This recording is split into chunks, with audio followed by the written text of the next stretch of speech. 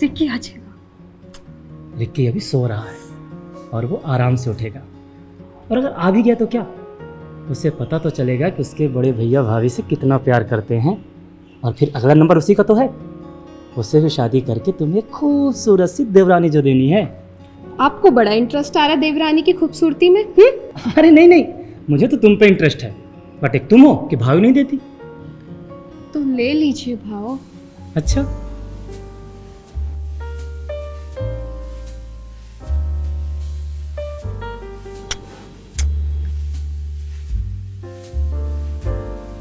नमस्कार, मैं हूं रानी चैटर्जी।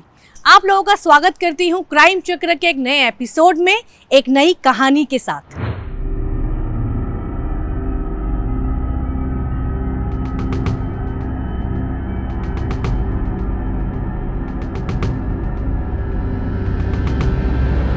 ओहो, आज तो बड़ी खूबसूरत सी लग रही हो। क्या कर रहे हो? कोई देख लेगा इधर। तो देख लेने दो ना। अब मुझे अपनी बीवी से प्यार करने के लिए छुपना पड़ेगा क्या? अब मुझे अपने हाथों से खिलाओ जैसे पहले खिलाती थी। आप भी ना बस। अरे अगर इतना शर्माओगे तो हमारे नन्हे मुन्ने बच्चे कैसे होंगे? रिकी आ जाएगा। रिकी अभी सो रहा है और वो आराम से उठेगा, और अगर आ भी गया तो क्या, उसे पता तो चलेगा कि उसके बड़े भैया भाभी से कितना प्यार करते हैं, और फिर अगला नंबर उसी का तो है, उससे भी शादी करके तुम्हें खूबसूरत सी देवरानी जो देनी है। आपको बड़ा इंटरेस्ट आ रहा है देवरानी की खूबसूरती में? अरे नहीं नहीं, मुझे तो तुम पे इंटरेस्ट है, बट एक तुम हो कि भाव नहीं देती। तो ले लीजिए भाव। अच्छा,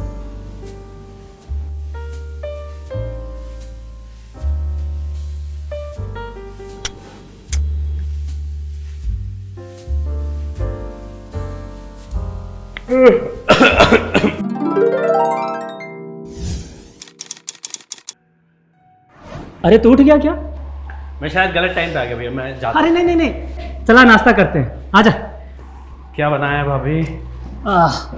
बटर ब्रेड, चाय लेके आओ उसके लिए। अरे नहीं, चाय नहीं पीऊंगा। अरे आप इतना शर्मा क्यों रहे हो? अब मैं बच्चा थोड़ी ना हूँ, मेरी भी एक गर्लफ्रेंड है। रिक्की, अपनी भाभी कोई ऐसे तंग करता है? अब भैया इस घर पे सबसे छोटा मैं ही तो हूँ, मैं मस्ती मजाक नहीं करूँगा तो और कौन करेगा?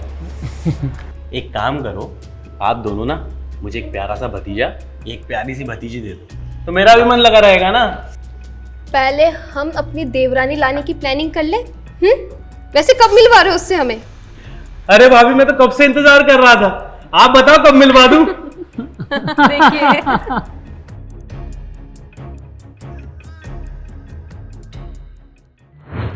रिकी, सोहन और रीना का एक खुशहाल परिवार, एक छोटी सी दुनिया जिसमें तीनों एक साथ हंसी खुशी रह रहे थे। सोहन और रीना की शादी को कुछ साल ही हुए थे, और अब सोहन और रीना मिलके रिकी की दुल्हन को घर लाने की तैयारी में थे। रिकी सीमा नाम की एक लड़की से बेहद मोहब्बत करता था, और वो जल्द ही अपने भैया भाभी से सीमा को मिलवा के अपने रिश्ते की बात आगे बढ़ाने को आतुर था। बस उसे इंतजार था कि उसके भैया भाभी सामने से ही इस टॉपिक की पहल करें, और वो मौका उसे मिल गया।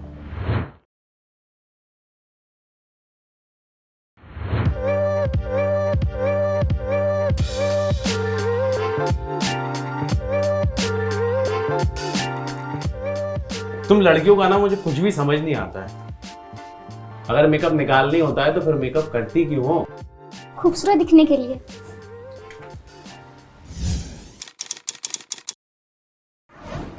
तुम तो पहले ही इतनी खूबसूरत हो, मेरी नजर से तो देखो। अच्छा, ये बात है, दिखाओ क्या? अपनी नजरों से अपना प्यार। बस बस रहने दो, तुम लड़कों को ना हर बात पे यही आता है, खूबसूरत लड़की मिली नहीं कि रोमांस शुरू। अरे मैं तो तुम्हें औरत होने का एहसास दिला रहा था। हाँ हाँ रहने दो, मैं सब जानती हूँ तुम्हारे बहाने। ये बताओ कि भैया भाभी से कब मिलवा रहे हो? शिट, मैं तो भूल ही गया। भैया और भाभी कल तुमसे मिलने का बोल रहे हैं, तो कल शाम को तुम रेडी रहना, मैं तुम्हें पिक करने आऊंगा यही पास वाली कैफे में। अपन चारों चाय पे चर्चा करेंगे। और ये बात आप मुझे कब बताने वाले थे? कल कैफे जाते वक्त? तुमको पता तो है, मैं जब तुम्हारे साथ रहता हूँ ना तो सब कुछ भूल जाता हूँ। अच्छा,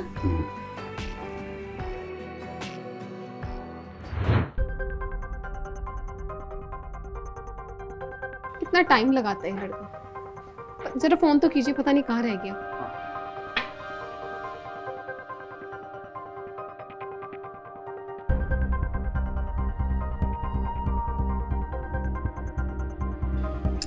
फोन नहीं उठा रहा वो।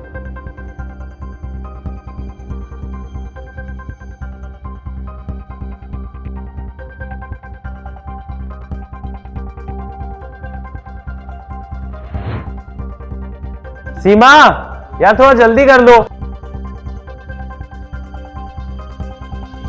यार, ये लड़कियों का अलग समझ नहीं आता, पता नहीं क्या टाइम लगा रही है। ऊपर से भैया का बार बार फोन आ रहा है, अभी उठाऊंगा तो डांटेंगे। सीमा,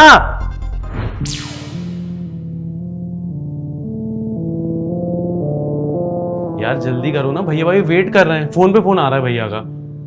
हाँ बाबा चल रही, हो गया। जल्दी चलो। चल चल।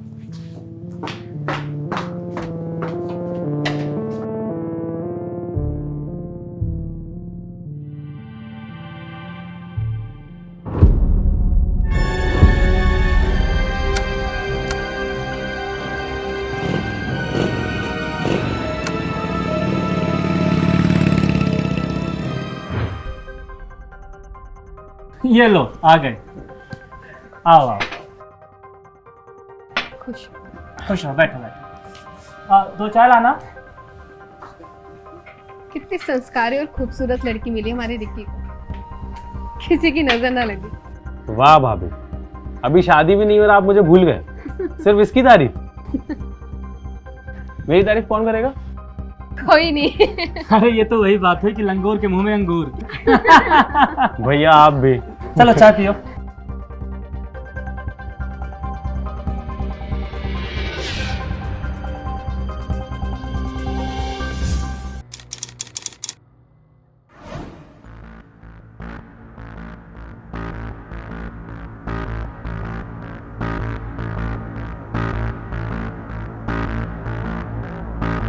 ए बेटा,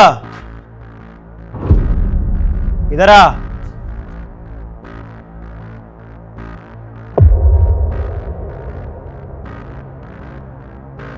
कड़क है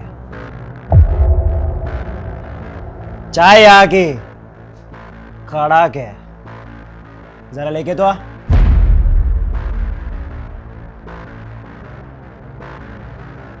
थोड़ा हम भी इसका स्वाद चख ले।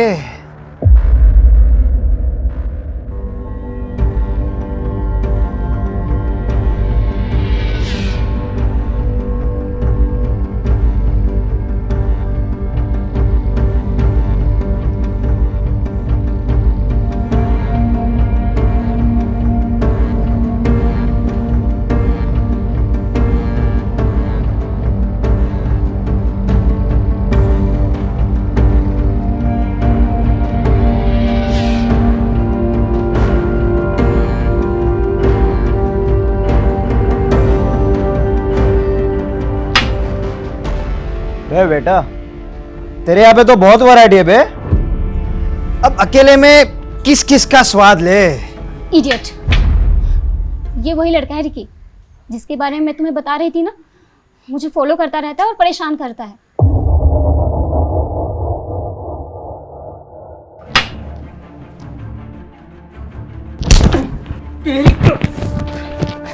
छोड़, ये तुम लोग क्या कर रहे हो? छोड़, देख लूंगा तुझे, लड़की के सामने हीरो बन रहा है। अबे चला जा।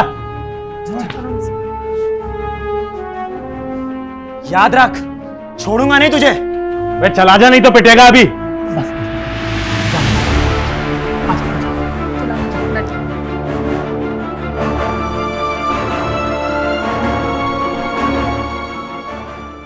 अक्सर समाज के कुछ असामाजिक तत्व सीधे साधे और भोले भाले लोगों का जीना हराम कर देते हैं।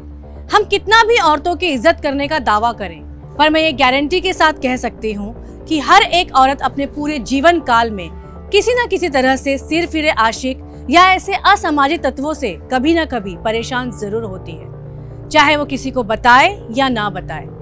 राजेश सीमा को अक्सर फॉलो करता था और साथ ही साथ वो रिकी पे भी नजर रखे हुए था। आइए देखते हैं।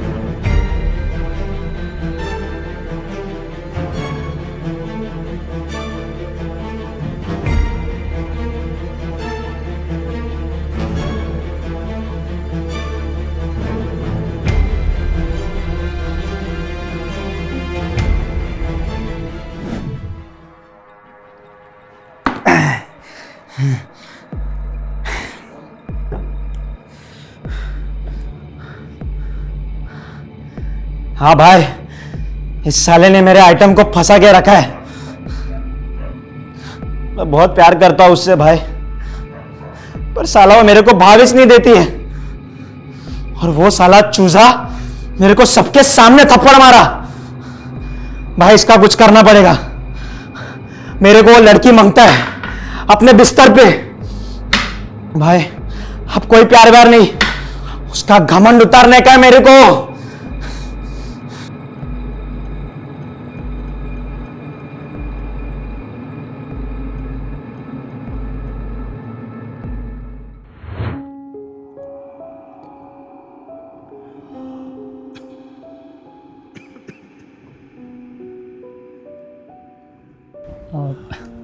रीना तुम एक काम करो, जब तक हम यहाँ रिकी की शादी की बात आगे बढ़ाएंगे, हो सकता है फिर तुम्हें मैके जाने का टाइम मिले या ना मिले। और हाँ, अपने मैके में रिकी की शादी के बारे में सबको बताना और वहाँ कहना कि सबको यहाँ पर सपरिवार आना ही है। और अपना यहाँ पर है ही कौन। ठीक है, मैं मायके जाने के लिए तैयार हूँ।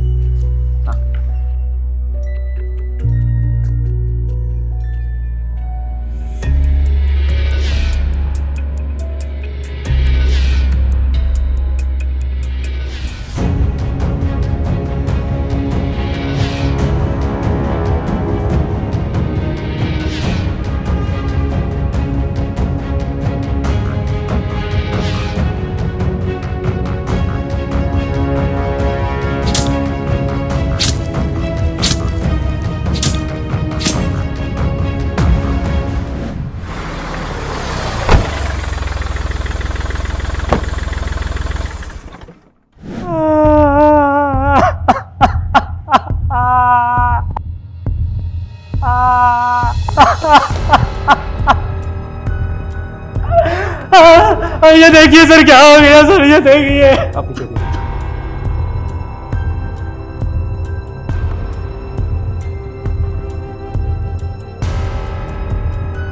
सर पेट पे धारदार हथियार से वार किया है और बॉडी पे कोई स्ट्रगल के निशान नहीं है। सर मेरे भाई को किसी ने मार दिया। किसने मारा आपके भाई को? पता नहीं सर। जब इनका खून हुआ तब आप कहाँ थे? सर मैं अपनी बीवी को छोड़ने स्टेशन गया था। राजीव, बॉडी को पोस्टमार्टम के लिए भेज दो। इनके भाई की सारी डिटेल्स निकलाओ फास्ट। सर देखिए, आप हिम्मत रखिए, हम आपके भाई के कातिल को जल्द पकड़ लेंगे।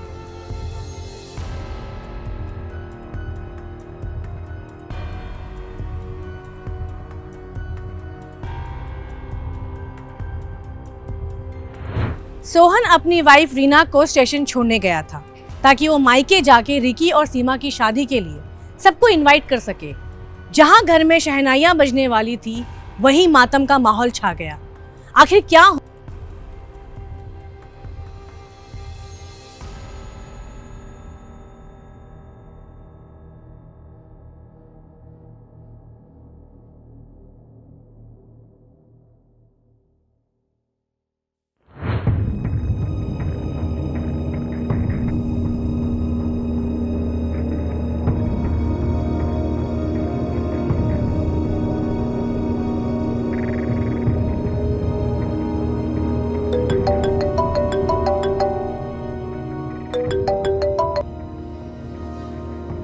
काम हो गया?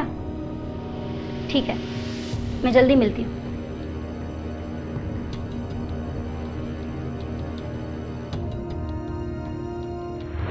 सर को फैक्स कर दो फास्ट। सर, रिकी की पीएम रिपोर्ट। धारदार चाकू से पेट पे वार किया है। सर, मारने वाले को रिकी से नफरत होगी।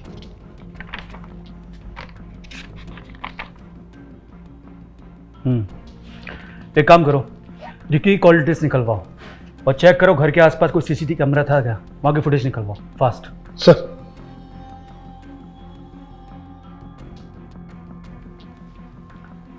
हाँ सोहन जी,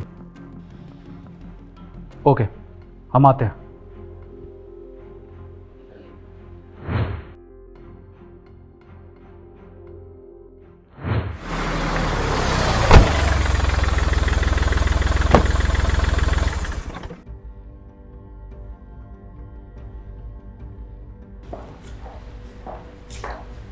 जी बताइए सोहन जी, आपने हमें क्यों बुलाया? सर वो और ये आपकी तारीफ?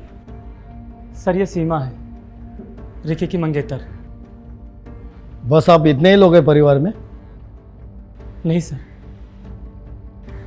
सर मेरी बीवी रीना भी है, लेकिन वो रिकी की शादी की तैयारियां करने के लिए अपने मायके गई हुई है।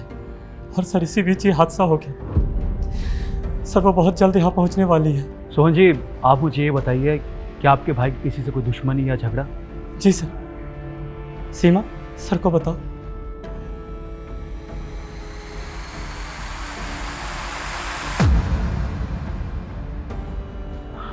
सीमा जी प्लीज़ बताइए। देखिए, आपको डरने की ज़रूरत नहीं है, पुलिस आपको प्रोटेक्शन देगी। सर, एक लड़का है राजेश, वो अक्सर मुझे फॉलो करता था, स्टॉक करता था, और वो रिकी को बिल्कुल भी पसंद नहीं करता था। रिसेंटली एक कैफ़े में रिकी से उसे लड़ाई हुई थी और उसने रिकी को जान से मारने की धमकी भी दी थी। और उसके बाद ही ये सब हो गया। ये राजेश का पता लगा और उठा के लाओ उसे। सर,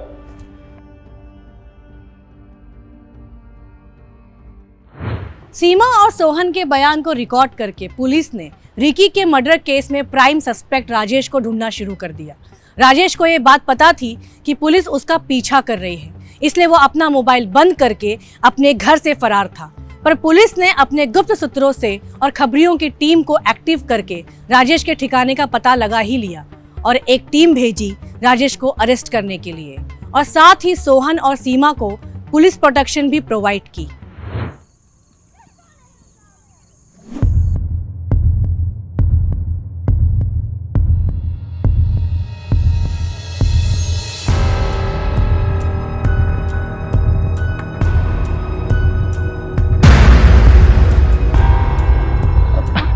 अरे तुम डरो मत, ये कंबल मैं तुम्हें उड़ाने ही लाया हूँ। इस घर में तुम सुरक्षित हो और बाहर पुलिस कांस्टेबल के प्रोटेक्शन भी है, और कल तक रीना भी आ जाएगी, तो इस घर में तुम सेफ हो। आराम से सो। हाँ, सो जाओ।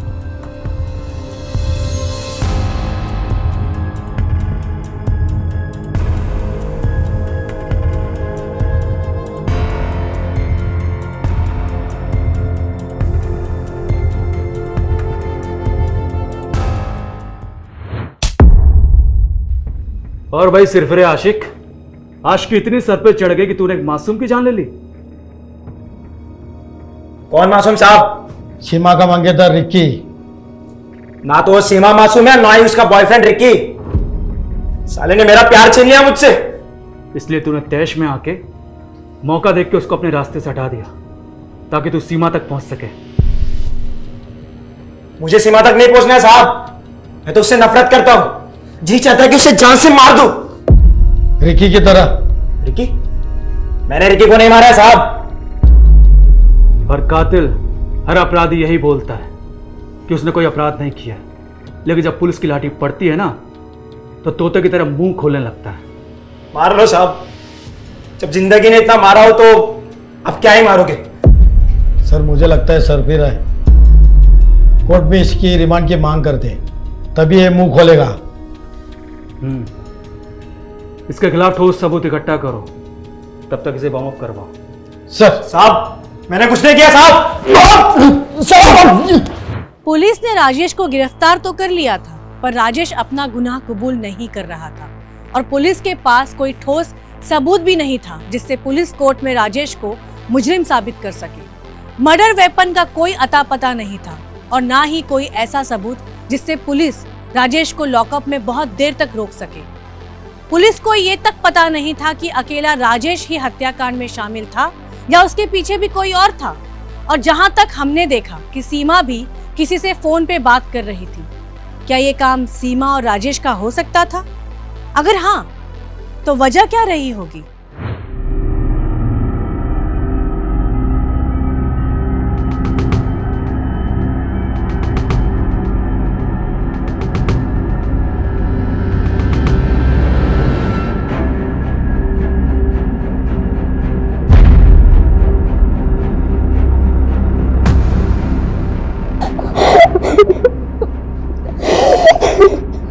ये सब क्या हो गया? भगवान ने रिकी को हमसे क्यों छीन लिया?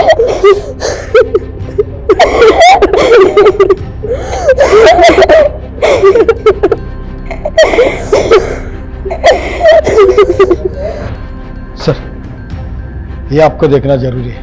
क्या? ये देखिए सर।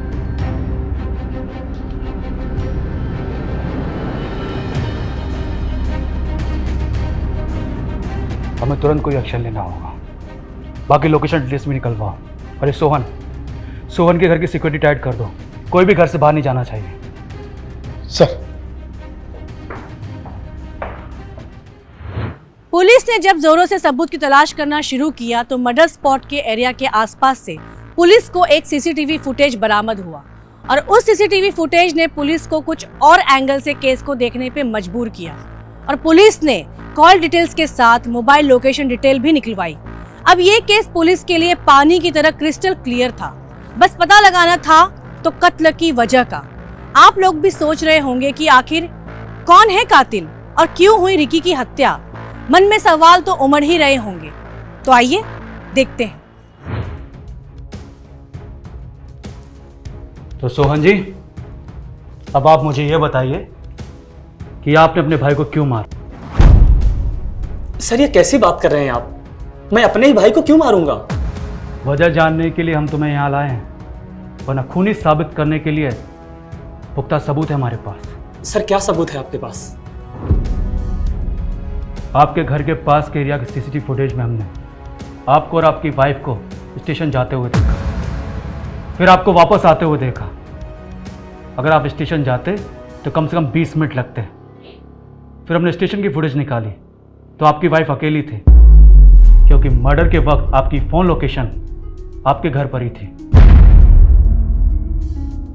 और कुछ जानना है आपको? नहीं सर। तो बोलिए। क्योंकि वो मेरी बीवी के साथ सोता था।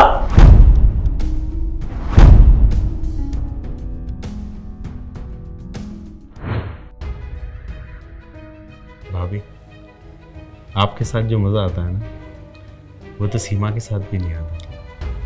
मुझे भी तुम्हारे भैया वो खुशी नहीं दे पाते जो तुम देते हो। सच?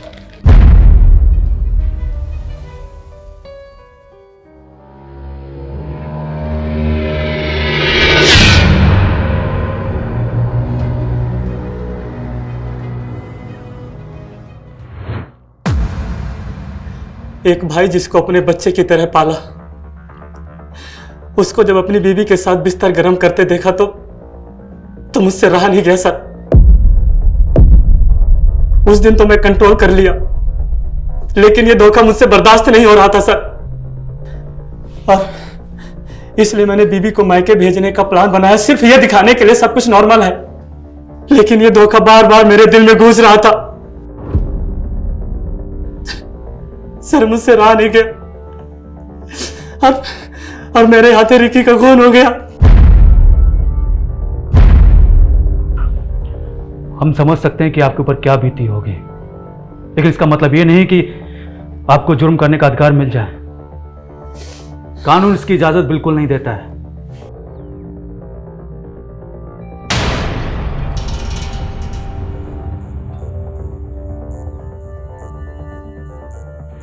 सोहन ने जब अपने ही भाई को अपनी बीवी के साथ हम बिस्तर होते देखा तो वो खुद पर काबू नहीं कर पाया और जिस भाई को उसने इतने प्यार से पाला था उसको मौत के घाट उतार दिया। रीना और रिकी के जवानी के जोश ने एक हंसते खेलते परिवार को तबाह कर दिया। हालांकि सोहन भी खुद को संभाल के रीना से अलग होकर इस मसले को आगे बढ़ने से रोक सकता था, पर वो कहते हैं ना, विनाश काले विपरीत बुद्धि। मैं रानी चैटर्जी लेती हूँ आप सभी से विदा। फिर मुलाकात होगी क्राइम चक्र के नए एपिसोड में नई कहानी के साथ। तब तक सतर्क रहिए, सुरक्षित रहिए और क्राइम चक्र देखते रहिए। जय हिंद।